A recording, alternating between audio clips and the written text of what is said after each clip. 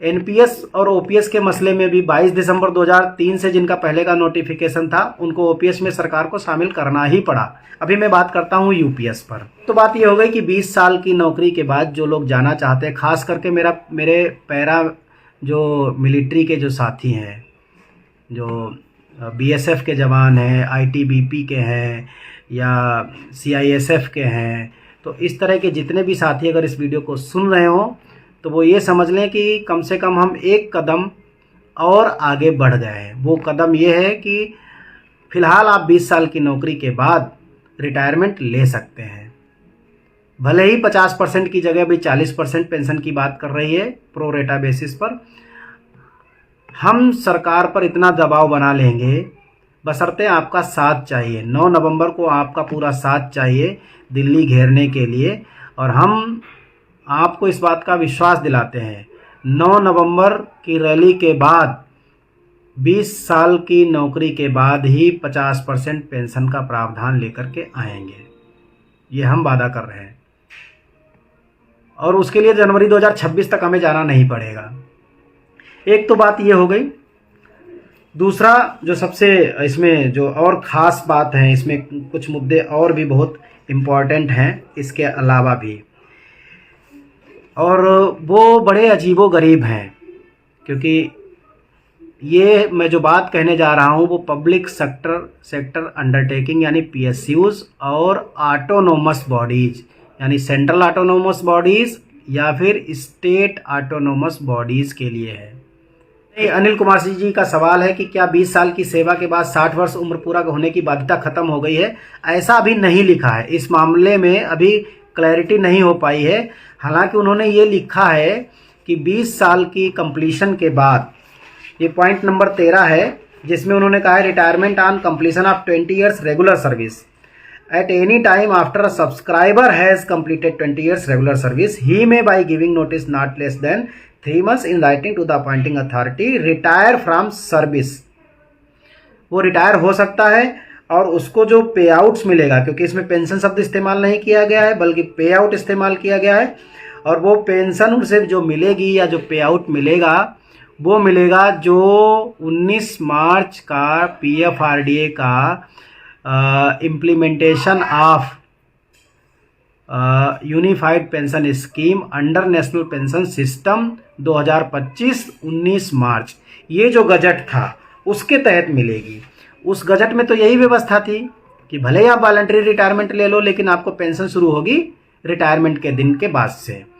तो अभी सरकार 20 साल पे आई है, और मैं बार बार ये बात कह रहा हूँ कि 9 नवंबर के बाद, अगर पहले नहीं तो 9 नवंबर के बाद आपको एक बड़ी खबर मिलेगी, और वो ये मिलेगी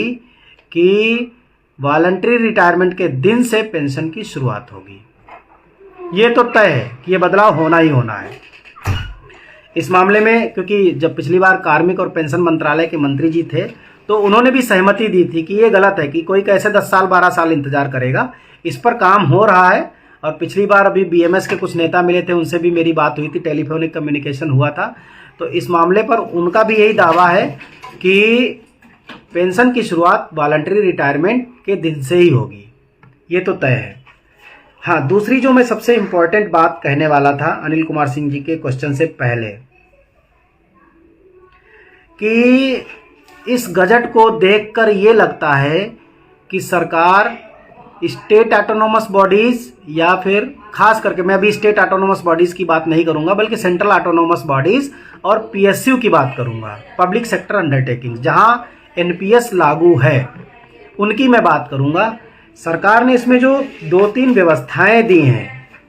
वो ये कि जैसे मान लीजिए कि कोई आदमी नौकरी कर रहा है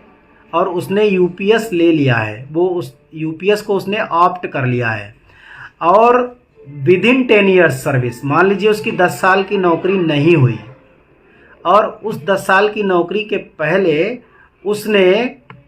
किसी स्टेट गवर्नमेंट में अप्लाई किया था, वहाँ सिलेक्शन हो गया थ्रू प्रॉपर चैनल, या वो सेंट्रल ऑटोनोमस बॉडी में थ्रू प्रॉपर चैनल चला गया, या फिर स्टेट ऑटोनोमस बॉडी में थ्रू प्रॉपर चला गया, लेकिन उसकी नौकरी को 10 साल नहीं हुए थे, यानी कि 10 साल क्वालिफाइंग सर्विस होती है और ये 10 साल क्वालिफाइंग सर्विस ओपीएस में भी होती है, सेम टू सेम। अगर 10 साल नहीं हुए थे उसकी नौकरी को, और वो चाहे स्टेट ऑटोनोमस बॉडी में चला जाए थ्रू प्रॉपर चैनल इस्तीफा दे करके, चाहे इस्तीफा दे करके सेंट्रल ऑटोनोमस बॉडी में चला जाए, चाहे इस्तीफा दे करके सेंट्रल पीएसयू में चला जाए, उससे सेंट्रल गवर्नमेंट पेंशन नहीं देगी, बल्कि जितना इंडिविजुअल कॉर्पस में पैसा है, इंडिविजुअल कॉर्पस में पैसे का मतलब 10% आपका और 10% सरकार का है, वो पैसा लमसम अमाउंट के रूप में कर्मचारी को दे देंगे और पेंशन देने का काम नहीं होगा। हालांकि ये तो एनपीएस में क्या था, एनपीएस में अगर 5 लाख से ज़्यादा है तो आपका 20% दे देते थे और 80% पे पेंशन देते थे। तो ये तरीका था प्रीमेच्योर एग्जिट में। अभी इन्होंने ये कहा है कि अगर 10 साल से कम नौकरी थी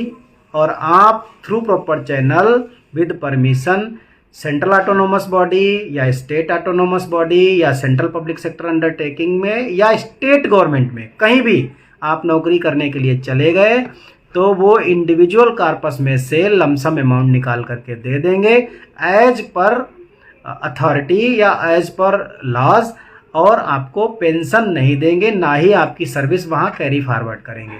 ये एक सबसे, इसको आप समस्या के रूप में भी देख सकते हैं, और जिनको नौकरी छोड़ करके जाना है उनके लिए एक अपॉर्चुनिटी के रूप में देख सकते हैं, क्योंकि उन्हें पूरा पैसा मिल जाएगा और उनकी हेडेक खत्म। तो ये एक बहुत बड़ी, मैं कहूँगा कि देखिए हमें ओपीएस तो अभी नहीं मिली है, लेकिन आज अगर 20 साल में आपको जाने के लिए सरकार फ्री कर रही है और प्रो रेटा बेस पर पेंशन देने की शुरुआत कर रही है, तो इसका मतलब ये है कि हमारा ट्रैक ठीक है। आज 20 साल में 40% कह रही है, तो कल 20 साल में उसको 50% पेंशन देनी पड़ेगी। ये है पहली बात। दूसरी बात है कि ये जो केस है वो साइंटिस्ट पर लागू नहीं होगा। अगर आप साइंटिस्ट हैं या टेक्निकल एक्सपर्ट हैं तो आपके मामले में 20 साल में आप नहीं जा सकते, क्योंकि सरकार कभी भी जो इस तरह के एक्सपर्ट होते हैं उनको अपनी नौकरी से जल्दी बाहर जाने देना नहीं चाहती, या उन लोगों पर लागू नहीं होगा जो स्पेसिफिक कॉन्ट्रैक्ट असाइनमेंट पर नौकरी कर रहे हैं, या कहीं एब्रॉड में, कहीं विदेश वगैरह में गए हुए हैं फॉरेन मिनिस्ट्री के तहत या किसी और प्रोग्राम में, या फिर ITEC जो Indian technical and economic cooperation program है भारत सरकार का, ministry of communication, ministry of external affairs का, उसमें अगर आप नौकरी कर रहे हैं, उसमें अगर आप एम्प्लॉय हैं और असाइनमेंट पे हैं, किसी स्पेशल असाइनमेंट पे, तो उनको 20 साल में सरकार जाने नहीं देगी। ये जो सबसे बड़ा पॉइंट है जिसको मैंने सबसे पहले शेयर किया। देखिए अभी सुप्रीम कोर्ट ने एक जनरल आदेश निकाला है। मैं फिर कह रहा हूँ इस बात को कि एक तो मुझे अभी भी विश्वास नहीं है, किसी भी विश्वास नहीं हो पा रहा है कि जो सुप्रीम कोर्ट ने जो डिसीजन दिया है उसकी व्याख्या आम जनमानस में सही तरीके से हो रही है या नहीं हो रही है। दूसरी बात, एनपीएस और ओपीएस के मसले में भी 22 दिसंबर 2003 से जिनका पहले का नोटिफिकेशन था उनको ओपीएस में सरकार को शामिल करना ही पड़ा। कोर्ट केसेज हुए। ऐसे ही केस में चाहे वो स्टेट का टेट हो और चाहे वो सेंट्रल टेट हो, CTET हो, तो जो टीचर्स उस दरमियान लगे हैं, जो 2017 का, जिसको 2011 के बाद शायद कहा गया है, मैंने अभी उस आदेश को पढ़ा नहीं है कि सुप्रीम कोर्ट ने क्या कहा है, लेकिन मुझे भरोसा है कि सुप्रीम कोर्ट मतलब जो है, ऐसा नहीं हो सकता कि कोई बिल्कुल ऐसा कोई आदेश जारी कर दे, जनरल सर्कुलर निकाल दे कि सभी को अब टेट देना पड़ेगा, भले ही वो 2007 से 5 से नौकरी कर रहे थे। भाई जब टेट आया ही 2011 के बाद है, तो और पात्रता परीक्षा तो जब विज्ञापन निकलता है उसी में दिया रहता है, पात्रता परीक्षा बाद में थोड़ी बनाई जा सकती है। लेकिन अगर सुप्रीम कोर्ट ने ऐसा कोई आदेश दिया है जो अतार्किक है, कुतार्किक है, गैर रिलीवेंट है, तो हम उसके खिलाफ सरकार को मजबूर करेंगे अपने प्रदर्शन से, अपने दबाव से, कि सरकार एक और गजट निकाले और वो जो 2017 का जो गजट है तो उसको बदल दें, ख़त्म बात। सुप्रीम कोर्ट में ज़रूरत पड़ी तो, अब डबल बेंच का चूंकि डिसीजन है मैंने सुना है, तो सुप्रीम कोर्ट तो सबसे बड़ा जस्टिस का दरवाज़ा वही है, उसके अलावा तो कुछ भारत में है नहीं उससे बड़ा। तो उसके बाद केवल एक ही चीज़ बचती है और वो है सरकार पर दबाव बनाना और ऐसे गजट में बदलाव करना जिसके आधार पर कोर्ट ने इस तरह का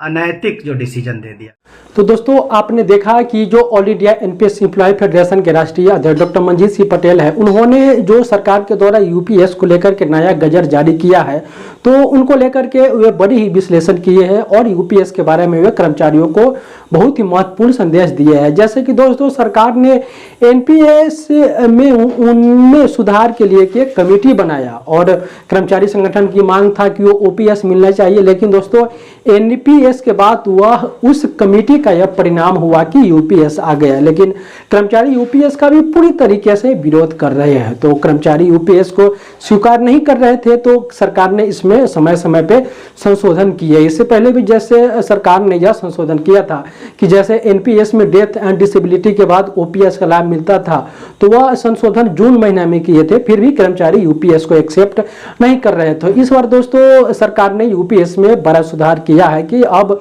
कर्मचारियों को जो पहले 25 वर्ष पेंशन के लिए न्यूनतम सर्विस होती थी, तो अब इसमें संशोधन कर दिया गया है और 20 वर्ष कर दिया गया है। और इसके अलावा बीआरएस के दिन से भी पेंशन की शुरुआत की घोषणा सरकार के द्वारा किया गया है। लेकिन डॉक्टर मंजीत सिंह पटेल इस संशोधन को भी वे पूरी तरह से अस्वीकार किए हैं। उनका कहना है कि इसमें जो कर्मचारी का अंशदान है वह जीपीएस के जैसे ब्याज सहित वापस होना चाहिए। तो डॉक्टर मंजीत सिंह पटेल ने कहा कि हमारा जो दिल्ली के जंतर मंतर पे 9 नवंबर को हमने एक विशाल कार्यक्रम रखा है, जिसमें 8वां वेतन आयोग यूपीएस में कर्मचारियों को ओपीएस के जैसे लाभ दिलाने के लिए हमने एक बड़े कार्यक्रम रखे हैं। 9 नवंबर के बाद सरकार के पास दबाव बनेगा और हो सके तो वे कर्मचारी का अंशदान ब्याज सहित वापस कर देगा। तो दोस्तों डॉक्टर मंजीत सिंह पटेल पूरी तरीके से प्रयास कर रहे हैं, वर्षों से ओपीएस के लिए लड़ाई लड़ रहे हैं और वो उनका कहना है कि जो यूपीएस सरकार के द्वारा आया है, तो यूपीएस में संशोधन करके जो कर्मचारियों को ओपीएस के लाभ इसमें मिलने चाहिए। नाम से कोई मतलब नहीं है,